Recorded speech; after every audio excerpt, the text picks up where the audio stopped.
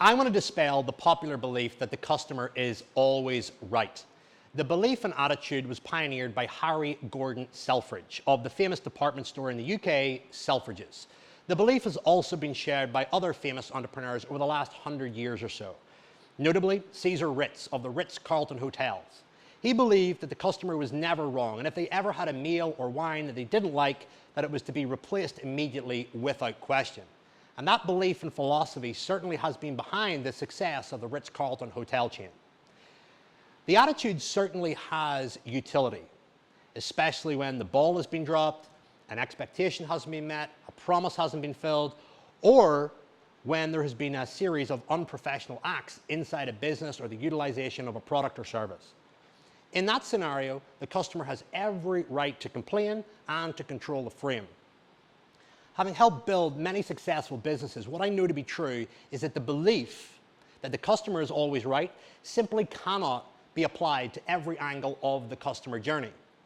What I know to be true is that customers invest in products and services to take them from where they are now to where they want to be, and essentially have one goal: create a better future for themselves.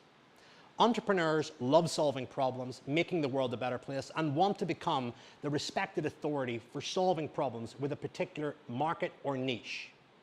And the belief that the customer is always right is very disempowering for the modern day entrepreneur, especially if you're dealing with customers that aren't using a product or service to its full potential, or those who are skeptical to invest.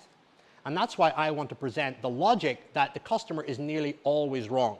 And I feel that this is going to be tremendously valuable for entrepreneurs who struggle to deal with customers who don't use a product or service to its full potential, are skeptical to invest, or simply just very difficult to deal with. Einstein said something very true years ago: you can't solve your current problem with the same level of thinking that created it.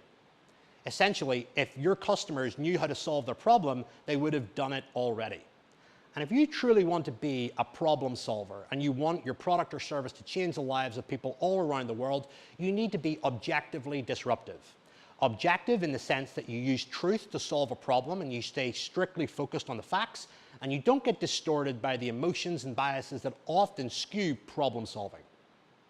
Disruptive in the sense that you're willing to snap the market out of the hypnosis of complacency with your marketing, your sales, and ultimately the delivery and presentation of your product.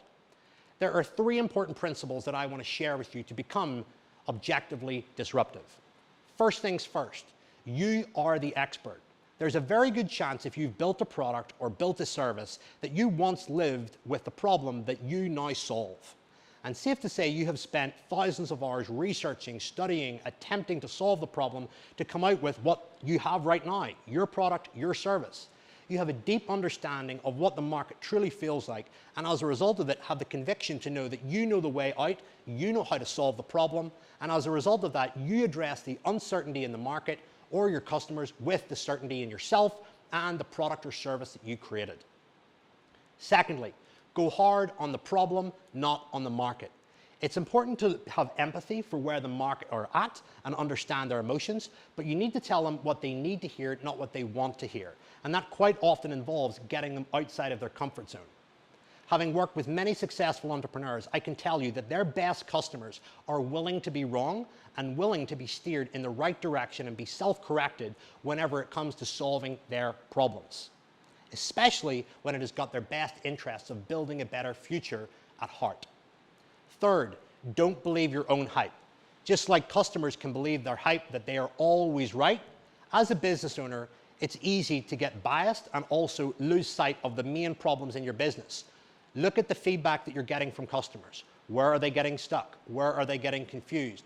And be in a constant state of iteration with your product or your service. And always living within the question, how can I make my clients, my customers, get better results in a shorter time frame with less work? That frame will allow you to be highly effective and highly efficient in the iteration of your program, product, or service. So in conclusion, I want you to be objectively disruptive and lead your market to truth. What I know to be true is that customers have a problem and they want a solution, but rarely are they in the headspace to actually figure out that solution for themselves. Steve Jobs once said that a customer rarely knows what they want. So the next time you're faced with a difficult customer, bear this in mind. The customer will always want to create a better future over just being right. And the best way to achieve that outcome is to be gently authoritative and tell the undeniable truth that will lead to permanent change.